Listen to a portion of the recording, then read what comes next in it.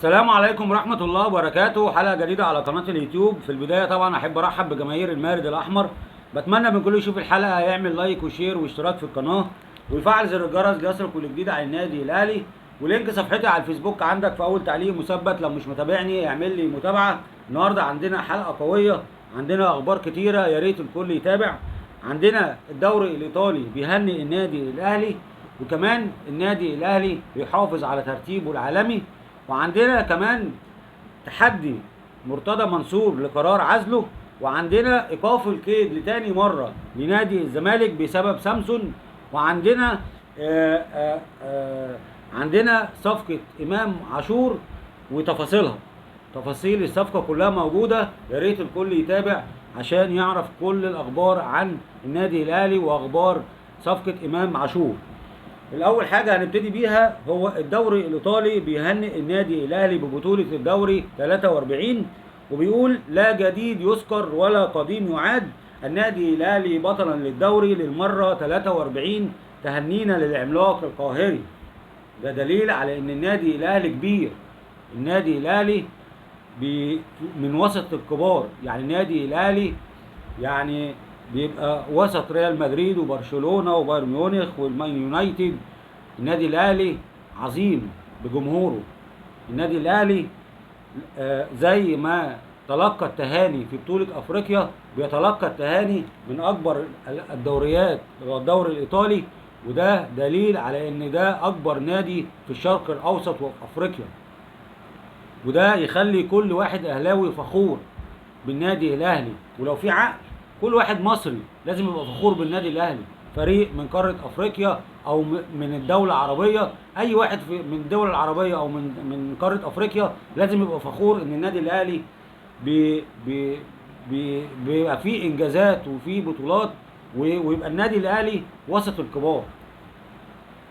وكمان مش كده وبس، لا ده النادي الاهلي بيحافظ على تصنيفه العالمي السادس.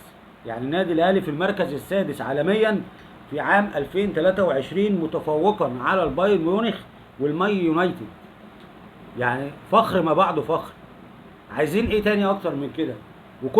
كل اللي بيحصل من الاعلام الزملكاوي، من اللي بنشوفه من خالد الغندور ومرتضى منصور وجمال عبد الحميد والناس اللي بتطلع على قناه نادي الزمالك والتشويش على النادي الاهلي وانجازاته، ده كله عشان يعني يلهوا جماهيرهم عن فشلهم. بيشوشوا على النادي الاهلي عشان يدخلوا جماهيرهم في مشاكل. خلي جماهير الزمالك ما تفكرش في نادي الزمالك، لا تفكر في النادي الاهلي وبس. كل ده عشان جماهير الزمالك ما تركزش معاهم، ما تسالهمش فين البطولات، ما تسالهمش فين الصفقات الفاشله اللي احنا بنسمع عنها واللي هنتكلم عنها النهارده بسبب موضوع سامسون. كل اللي بيحصل من اعلام نادي الزمالك ده في ناحيه، واللي بيحصل للنادي الاهلي من الدول الاوروبيه والفرق الاوروبيه اللي ما بتسيبش مناسبه الا وبتبعت التهاني للنادي الاهلي في ناحيه تاني. ده دليل ان الناس دي في دنيا تاني. الناس دي في دنيا تاني خالص، مغيبه. الناس دي مغيبه وبتغيب جمهورها. فيا ريت الجمهور يعني يبقى انصح منهم ويعرف حتى يحاسب الناس اللي بتطلع دي، مش كلها تبقى تطبيل في تطبيل. وحصل النهارده برضو موضوع غريب من موقع 24 بيقول ان كشف حضور القمه رغم عزله مرتضى منصور يتحدى القرار، وهو ما بيعملش حاجه غير انه يتحدى الناس. مرتضى منصور بيتحدى القرار وبيرسل كشف حضور القمه واضعا اسمه كرئيس لنادي الزمالك. ازاي؟ حد يعقلها لي. ازاي بعد يعني من يومين يعني حكم المحكمه وتأييد ورفض الدعوه اللي هو كان مقدمها، وخلاص ده قرار نهائي ما فيهوش بال. فين وزير الشباب والرياضه؟ المفروض المنوط بيه ان هو ينفذ قرار المحكمه. وفين رابطه الانديه؟ احنا مستنيين رد رابطه الانديه، لان الجواب بعت النهارده. هيردوا يقولوا ايه؟ هيحضر المباراه عادي كانه رئيس مجلس الاداره عادي؟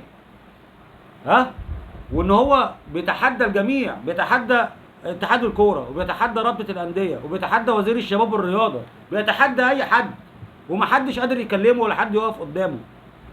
حكم المحكمه طلع بعزله، ولا ليه حق ان هو يصدر قرارات، ولا ليه حق ان هو يطلب تصريحات باسم نادي الزمالك.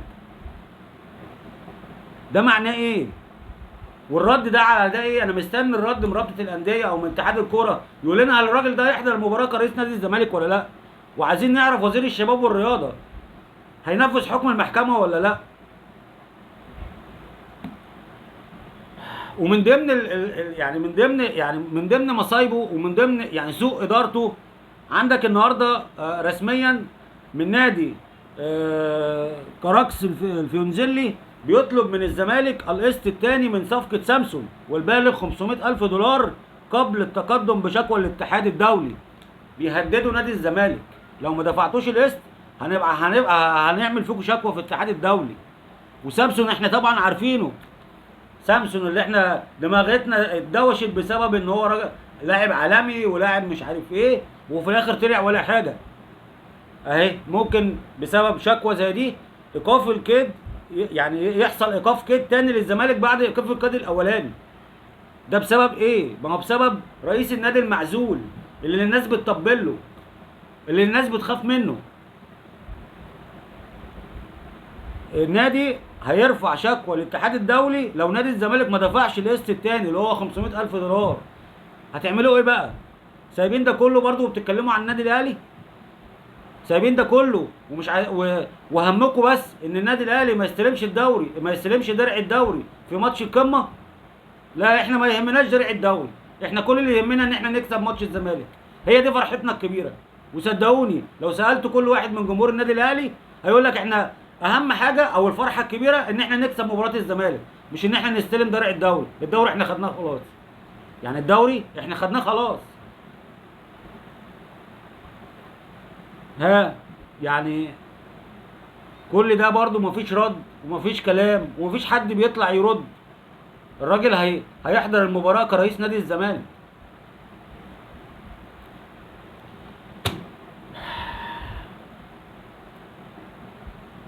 من انجازات برضو، يعني خلاص بقى خلصنا من المواضيع دي عشان الواحد يعني دمه بيتحرق لما بيقعد يتكلم عن المواضيع دي بصراحه.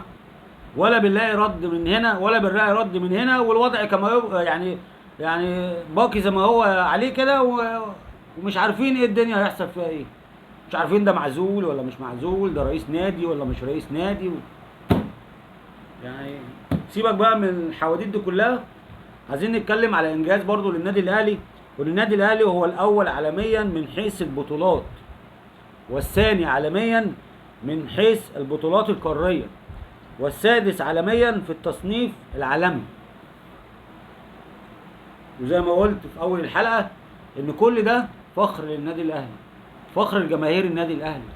عشان كده احنا واثقين في مجلس الاداره وواثقين في المدير الفني اللي بيختار لعيبه على مستوى عالي يخلينا نوصل لكاس العالم للانديه. احنا نفسنا ناخد كاس العالم للانديه، ايه المشكله؟ فعشان كده انا بطلب من جماهير النادي الاهلي انها تدعم الاداره وتدعم الجهاز الفني والمدير الفني اللي بصراحه اللي بيعمل شغل مع النادي الاهلي، وكمان مش واخد حقه اعلاميا. هو واخد حقه من جمهور النادي الاهلي بس مش واخد حقه اعلاميا. راجل من ساعه ما جه ما كملش سنه واخد 5 بطولات، 5 بطولات فيهم دوري ابطال افريقيا، 2 كاس سوبر، كاس مصر، وبطوله افريقيا، ولعب في كاس العالم للانديه وشفنا الاداء. فيا ريت كل جماهير النادي الاهلي تدعم مجلس الاداره وبالذات كمان في الصفقات. وبالنسبه بقى للصفقات عشان هنتكلم في اخر حاجه عندنا، اخر حاجه صفقه امام عاشور. الاهلي نجح في انهاء صفقه امام عاشور مقابل 2,400,000 دولار فقط. 2,400,000 دولار، يعني مش 5 مليون زي ما قال مرتضى منصور.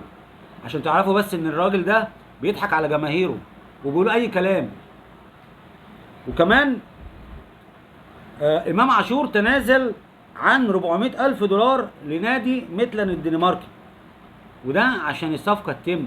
يعني اللاعب ضحى بجزء من مستحقاته للنادي عشان يروح النادي الاهلي. وطبعا كلنا عارفين وكلنا واثقين، او انا واثق في جماهير المارد الاحمر او جماهير النادي الاهلي انها هتقدر حاجه زي دي. الموضوع ده عمله قبل كده حسين الشحات، تنازل عن بعض مستحقاته عشان يروح النادي الاهلي. وامام عاشور عشان عايز يروح النادي الاهلي تنازل عن بعض مستحقاته. وكمان الكلام ده مش كلامي، يعني مش كلام انا اللي كاتبه، لا ده اعلنت عنه صحيفه تيبس بلادت الدنماركيه، التي اعلنت عن اتمام الصفقه بين الاهلي وميتيلاند الدنماركي بشأن امام عاشور. وعايز اتكلم برضو في حاجه اخيره، عشان الناس اللي بتتكلم عن القيم والمبادئ وازاي تاخدوه وازاي تعملوه، عايز افكر بس الناس ان الموضوع ده حصل مع النادي الاهلي في عبد الله السعيد، ولولا ان الاهلي لحق موضوع عبد الله السعيد كان عبد الله السعيد هيروح الزمالك. يبقى عمل ايه نادي الزمالك؟ يبقى خطف لاعب من النادي الاهلي، بس النادي الاهلي ما عملش كده. النادي الاهلي ما خدش امام عاشور من الزمالك، النادي الاهلي اشترى امام عاشور من نادي اخر اللي هو نادي ميتلاند الدنماركي. لكن الزمالك اللي بيتكلم عن موضوع القيم والمبادئ، لا ده خطف عبد الله السعيد ومضاه وهو كان في الاهلي.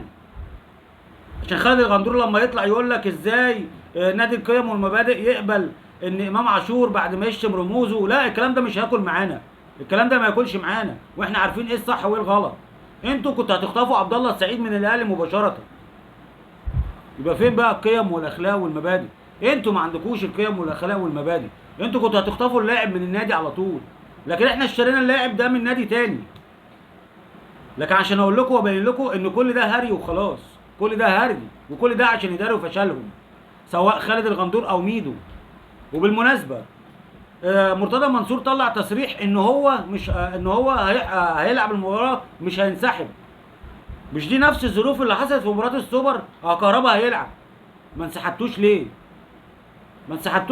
ما هي نفس الظروف اللي في مباراه السوبر اللي انتوا انسحبتوا عنها، وطلع ميدو وقال لك انا مؤيد القرار، وطلع جمال عبد الحميد احنا كسبنا كاس الكرامه، كل ده على الفاضي، كل ده عشان تأيدوا قرار راجل يعني مش عارف، يعني راجل المفروض انه رئيس نادي معزول، بتأيدوا قرار واحد ملوش قرار.